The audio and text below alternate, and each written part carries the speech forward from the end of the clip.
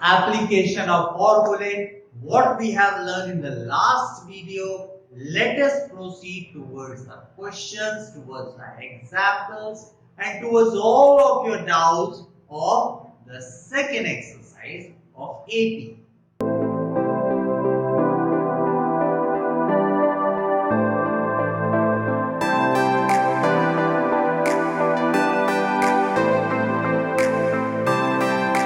चलिए तो भाई लोग, दोस्त लोग, सारे मेरे स्टूडेंट लोग, सारे मेरे ख्याल से जो लोग मुझे फॉलो कर रहे हैं, ये सारे के सारे क्लास 10th के और भी बहुत सारे ऊपर के क्लासेस के स्टूडेंट्स को जरूरत पड़ती है, कभी क्लास 10th के टॉपिक्स की, कभी और किसी चीज की।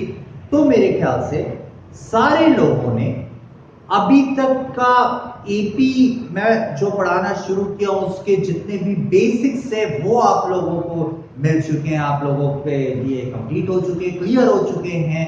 उसके बाद मेरे ख्याल से आप लोगों को जो फॉर्मूले मैंने इस क्लास के पहले वाले क्लास में, इस वीडियो के पहले वाले वीडियो में मैंने पढ़ाए थे, वो सारी चीजें कंप्लीट हो चुकी है। इस वीडियो के अंदर मैंने सोचा कि कुछ बेसिक क्वेश्चंस को मैं लूं, कुछ ऐसे एग्जाम्पल्स, मैंने सोचा 2 एग्जाम्पल्स के बारे में मैं बात करूंगा आप लोगों से। और एक ये वाला क्वेश्चन मैं पिछले वीडियो में लिख के रखा था और इसके अंदर के क्वेश्चंस के लिए चल रहे हैं। चलिए, मैंने आप लोगों को बताया था कि जो nth टर्म होता है या जो n नंबर ऑफ टर्म्स का समेशन होता है उसके बारे में बात करते हैं। तो ये nth टर्म मतलब a10, समेशन मतलब s10, ये दोनों चीजों के बारे में हम लोगों को सीखना है। जिस तरह से मैंने आप लोगों को पिछले बार बताया था, मैंने आप लोगों को याद कीजिए, आप लोगों को बताया था कि am का फॉर्मूला क्या होता है, a plus n minus 1 into D. ये मैंने आप लोगों को बताया था। अब ध्यान से देखिए, आप लोग बोर्ड एग्जाम्स फेस करने वाले हैं, मैं आप लोगों को लिखना भी सिखाऊंगा, लेकिन अभी क्योंकि मुझे क्वेश्चंस बनाना सिखाना है, इसलिए मैं बोर्ड क्लास के बोर्ड एग्जामिनेशन के अंदर में आपको प्रेजेंट कैसा करना है, मैं बहुत ज्यादा ये बातें नहीं कर रहा हूं अभी आप लोगों से। लेकिन हाँ, ये बात सच है कि गिवन आपको लिख के पूरी तरीके से मेंशन करना है, जो फॉर्मूला आप जानते हैं उस फॉर्मूले को लिखना है और यहाँ पे बकायदा आपको लिखना है फॉर्मूला यूज। ये सारी चीजों के हेल्प से होता ये है कि हम एग्जामिनर के ऊपर बहुत एक अच्छा इंपैक्ट डाल पाते हैं, हम अच्छा एक अपना इंप्रेशन बना पाते हैं। एक अच्छा इंप्रेशन अगर हमने क्रिएट कर दिया एग्जामिनर के ऊपर, तो एग्जामिनर फिर हमको बहुत ही अच्छा एक स्टूडेंट मान के वो चेक करता चला जाता है। ये एक फंडा भी है, एक ट्रिक्स की तरह भी आप इसको ले सकते हैं, बोर्ड एग्जाम को फाइट करने का, उसको लिखने का। हमेशा आपके लिखने का ढंग, आप जब तक बोर्ड के क्लासेस में नहीं थे उस वक्त अलग था, आंसर शीट को कैसे प्रेजेंट करना है ये इस क्लास में थोड़ा सा अलग होगा। तो खैर, अब हम इसमें आगे बढ़ते हैं। इस वीडियो में, इस क्वेश्चन में अब हम लोग आगे बढ़ते हैं। मैंने आपसे क्या कहा, मान लेते हैं फॉर एन एग्जाम्पल, मैं इसको बिल्कुल एक एग्जाम्पल के तौर पे इस क्वेश्चन को ले रहा हूं कि 3, 7, 11, 15, 19, this was an AP, this was a given AP, an arithmetic progression। और मैं लिख दिया गिवन क्या है, first term, common difference, number of terms, ये सारी चीजें गिवन है। मुझे निकालना क्या है, 10th टर्म मुझे निकालना है, यानी कि A10 और summation of the 10 number of terms, all the 10 terms, सारे 10 टर्म्स के समेशन मुझे निकालने, ये 2 काम मुझे करना है। तो अब मैं यहाँ पे लिखूंगा फॉर्मूला यूज। मुझे फॉर्मूला क्या यूज करना है, an मुझे यूज करना है, an will be equals to a plus n minus 1 into d। मुझे सारी चीजें जितनी पता है सबको, मैं पुट कर दूंगा। A10 will be equals to what? A10 will be equals to A की जगह मैं 3 लिखूंगा प्लस n-1। n-1 का मतलब होता है 10-1। n की जगह यहाँ पे 10 है और इंटू d, d यानी कि यहाँ पे d लिखा हुआ है इंटू 4। मैं ये काम करूंगा। अब इसके बाद 3 प्लस 10-1 यानी कि 9 होता है। 9 इंटू 4, 3 प्लस 9 4 36 होता है। 36 प्लस 3 यानी कि 39। आप चेक कर सकते हैं, आप वेरीफाई कर सकते हैं कि क्या मैं आप लोगों को सही पढ़ा रहा हूं। 3 के बाद 7 था, फिर 11, 15, 19, हर नंबर जो है वो 4 के डिफरेंस में वो आगे बढ़ता चला जा रहा है। 19 के बाद अगर मैं इस तरीके से इसे मिटा के सिर्फ आप लोगों को ये दिखाने के लिए, वेरीफाई करने के लिए, चेक करने के लिए अगर मैं ये चीज करूं कि इसके बाद कितने नंबर्स हैं, कौन कौन से नंबर्स आ रहे हैं, तो 19 के बाद 4 अगर ऐड करते चलूंगा मैं, तो 19 के बाद आता है 23, प्लस 4 किया तो 27, प्लस 4 किया तो 31, प्लस 4 किया तो 35, प्लस 4 किया तो 39। 39 is 1 2 3 4 5 6 7 8 9, the 10th term। 10th term is equals to 39। हाँ जी, मैंने भी तो यहाँ पे यही निकाला था। आप एक फाइनल स्टेटमेंट लिखेंगे लास्ट में कि hence the required 10th term of the given AB is equals to 39। That's your answer। एक और चीज बचा जो समेशन, जिसके बारे में हम लोग बात कर रहे हैं। समेशन यानी कि S10 how many means what is the summation of all those number of terms जिसमें 10 terms included है, 10 terms are there, और उन सारे 10 terms का समेशन क्या है। तो सबको अगर मैं ऐड करता हूं तो मुझे आंसर कितना मिलेगा। सबको अगर मैं ऐड करता हूं, सबसे पहले तो मैं फिर वही जाऊंगा, फॉर्मूला यूज। पिछले वाले वीडियो में आप देखिए मैंने क्या फॉर्मूला बताया था। मैंने बताया था Sn क्या होता है। Sn is equal to what? n by 2 into 2a plus n minus 1 into d। मेरे पास में क्या है? Sn मुझे निकालना है। Sn का मतलब एक्चुअली में मुझे S10 निकालना है। 10 टर्म्स का समेशन मुझे निकालना है। n की जगह मैं 10 पुट करता हूं अपॉन 2।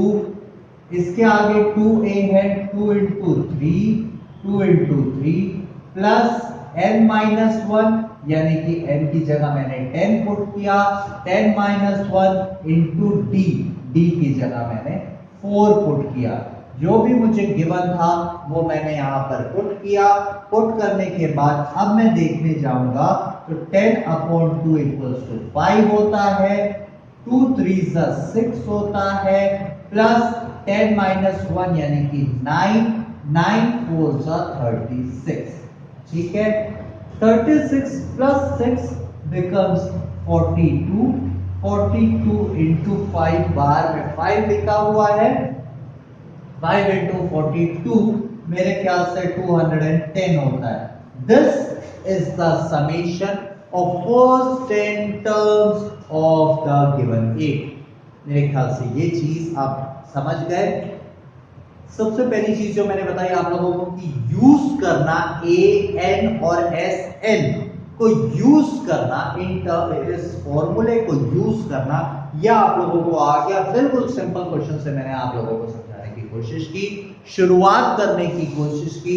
जैसा कि वीडियो के शुरुआत में मैंने बोला कि मैं 1 या 2 एग्जांपल्स और लेके आप लोगों को बताऊंगा जिस तरह के क्वेश्चंस जो हैं वो ज्यादातर एग्जामिनेशन में आते हैं, उस तरह के क्वेश्चन। तो भाई मैंने जैसे बोला, मैंने ये बोला कि मैं एक क्वेश्चन तो आप लोगों को बता दिया। आई होप कि आप लोगों को बहुत अच्छे से आ गया होगा, समझ में पूरी तरीके से आया होगा। लेकिन अब इसके आगे थोड़ा सा और मैं थोड़ा सा इसके आगे, यानी कि कुछ एग्जाम्पल्स मुझे अच्छे लगते हैं एग्जाम पॉइंट ऑफ व्यू से। बहुत बार आए हुए हैं इस तरह के क्वेश्चंस, इस तरह के एग्जाम्पल्स। मैं ये एनसीईआरटी अपने मोबाइल के अंदर में मेरे पास ऐप है, अगर आप लोग जाना चाहें तो अच्छी बात है, अगर आप लोग नहीं जाना चाहें आप लोग बुक से देख सकते हैं। मैं एग्जांपल नंबर 6 के बारे में बात कर रहा हूं। इस तरह के questions are very much liable to come in examination, so इसलिए मैं इस तरह के क्वेश्चन को ले रहा हूं। एग्जांपल नंबर 6 मैं पहले यहां पे सीरीज लिखा हुआ है मैंने, चेक वेदर 301 यानी कि 301 is a term of the list of numbers this और नॉट। ये है कि नहीं। 301 यानी कि 301 जो है वो इस एपी में आता है या नहीं आता है, ये मुझे चेक करना है। चलिए, ये इस तरह के क्वेश्चन बहुत बार आए हुए हैं बोर्ड एग्जामिनेशंस में, बहुत बार देखा गया है इस तरह के क्वेश्चन। चलिए देखते हैं 301। मुझे नहीं पता कि वो इसमें है या नहीं, लेकिन मैं अभी ये मान के चलूंगा कि हाँ जी 301 is there in this series. मैं अभी मान के चल रहा हूं, और अगर मैं मान के चल रहा हूं तो आप लोग को पता है, मैं आप लोगों को मैंने कहा है हमेशा कि आप लोगों को जब एपी के क्वेश्चंस आएंगे तो आप लोगों को ऊपर में सबसे पहले आप लोगों को सीरीज लिखना है। ये सीरीज जब आप लोग लिख लेंगे उसके बाद आप लोगों को गिवन लिखना है। गिवन मतलब क्या दिया हुआ है, first term is equals to 5, common difference is equals to 11 minus 5 and that is equals to 6। ये यहां तक की चीज तो आप लोगों को समझ में आ गई। इसके आगे पता नहीं आप लोग लिख पा रहे हैं कि नहीं लिख पा रहे हैं, मैं बताता हूं। लेट अस राइट, क्योंकि मैंने अभी कहा आप लोगों से कि लेट अस सपोज कि 301 is there in that given series, तो मैं यही सपोज करके चलूंगा कि 301 है उस सीरीज में, और इसीलिए 301 इज सम nth टर्म। मुझे नहीं पता कौन सा टर्म, पर let us suppose it is some nth term. nth term वो वहां पे जाके मुझे उस टर्म को लेकर आना है। कौन सा टर्म होगा पता नहीं मुझे, लेकिन मैं क्योंकि ये सपोज करके चल रहा हूं कि 301 इस सीरीज में लाइक करता है, इसीलिए मैंने an इज इक्वल टू 301 लिख दिया। अब मैं शुरू करता हूं, क्योंकि मुझे पता है an की, an का फॉर्मूला क्या होता है, an is equals to a plus n minus 1 into b। याद रखिए मैंने ये माना हुआ है, और इसीलिए इन सारी चीज को करने के पहले मुझे यहां पे एक स्टेटमेंट लिखना चाहिए था कि late us suppose that 301 is a term of the series, and which term? Let us suppose that 301 is the nth term of the given series. मुझे टर्म तो नहीं, कौन सा टर्म है ये तो नहीं पता, लेकिन मैं तो अभी ये सपोज करके चल रहा हूं कि हाँ जी 301 जो है वो उस सीरीज में होगा और वो nth टर्म होगा, ये मैं सपोज करके चल रहा हूं। तो अब हम लोग देखते हैं, ये फॉर्मूला है मेरे पास में, चलो पुट कर देते हैं। What I am trying to find out is, I am trying to find out that n मतलब n है nth टर्म, n मतलब नंबर ऑफ टर्म, कौन सा टर्म है वो दिखाता है। अब मैं अगर आप लोगों से नॉर्मली बात करूं, मैं अगर जिस रूम में खड़े होके आप लोगों को मैं पढ़ा रहा हूं और यहाँ पे अपना वीडियो मैं रिकॉर्ड कर रहा हूं, यहाँ पे मैं शूट कर रहा हूं, इस रूम में लेट अस सपोज 10 लोग बैठे हुए, 10 लोग, मैंने क्या कहा 10 number of people have been set in this room. Yet 10 number of people, 10 number of students are sitting in this room.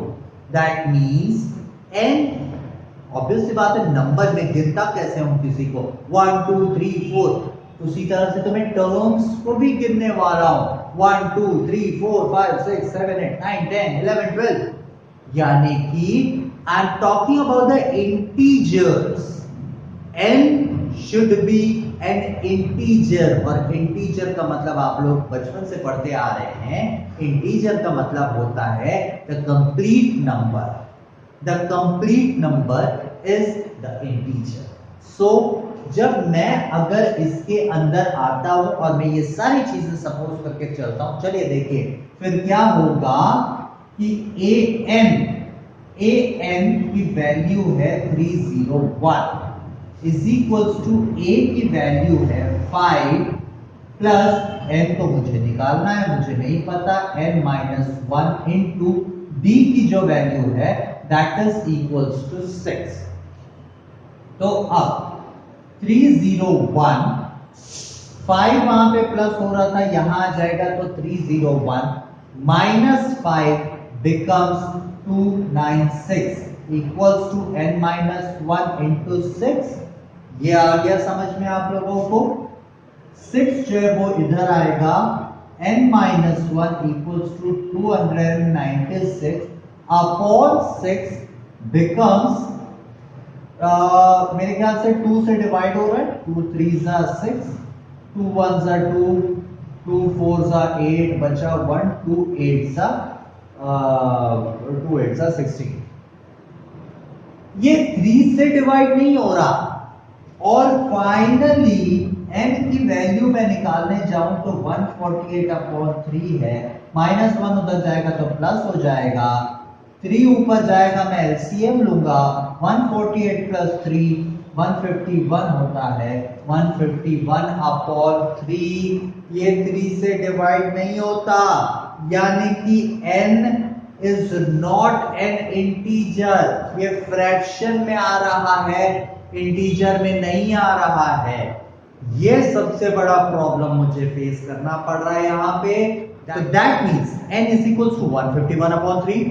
मैं नहीं सॉल्व कर सकता हूं 151 अपॉन 3, नहीं 3 से वो डिवाइड हो सकता है, और उसका मतलब ये हुआ कि n is not an integer, मतलब हमारा एजम्पशन गलत था, मतलब 301 is not a term, a number of the given AP. That means क्यों? क्योंकि वो इंटीजर नहीं था। n को हमेशा इंटीजर होना चाहिए। 5th term, 10th term, 26th term, 72nd term, कुछ भी मैं बोलूं, लेकिन इंटीजर होना बहुत जरूरी। तो चलिए, इतनी चीज समझ में आ गई होगी आप लोगों को, आई होप। और एक इसके बाद का एग्जांपल भी इट्स वेरी इंपॉर्टेंट ऑल्सो। आप उस एग्जाम्पल को भी देखिए, बाकी सारे एग्जाम्पल्स को देखिए, एक्सरसाइज के सारे क्वेश्चंस को देखिए, जो बने बहुत अच्छी बात, जो ना बने उसे मुझसे कमेंट सेक्शन में डाल के पूछ सकते हैं, नेक्स्ट वीडियो बनाने को बोल सकते हैं, मुझे कॉल कर सकते हैं, मुझे पर्सनल व्हाट्सएप कर सकते हैं, फिजिकली स्टेप इन कर सकते हैं मेरे सेंटर में। तो चलिए, ये सारी चीजें मुझे करनी थी, बतानी थी। अब इस वीडियो को चलिए फिर लाइक कीजिए, शेयर कीजिए, सब्सक्राइब कीजिए, कमेंट कीजिए, नोटिफिकेशन की घंटी बजा दीजिए, और ऐसे जितने लोग हैं, जितने स्टूडेंट्स हैं जो 25 इयर्स के भी हैं, 28 इयर्स के भी हैं, 30 इयर्स के, बहुत से ऐसे लोग होते हैं जो कि एपी करना चाहते हैं, या जो कि क्लास 10, क्लास 11, क्लास 12 का मैथ्स करना चाहते हैं, बहुत से बायो के स्टूडेंट्स, बहुत से कॉमर्स बैकग्राउंड के स्टूडेंट्स, उनको भी आप शेयर कीजिए जिनसे मैथ्स छूट चुका होता है और उनको अपने आने वाली लाइफ में जरूरत होती है। चलिए, मिलते हैं नेक्स्ट वीडियो में अरिथमेटिक प्रोग्रेशन के 3rd एक्सरसाइज के साथ। बाय।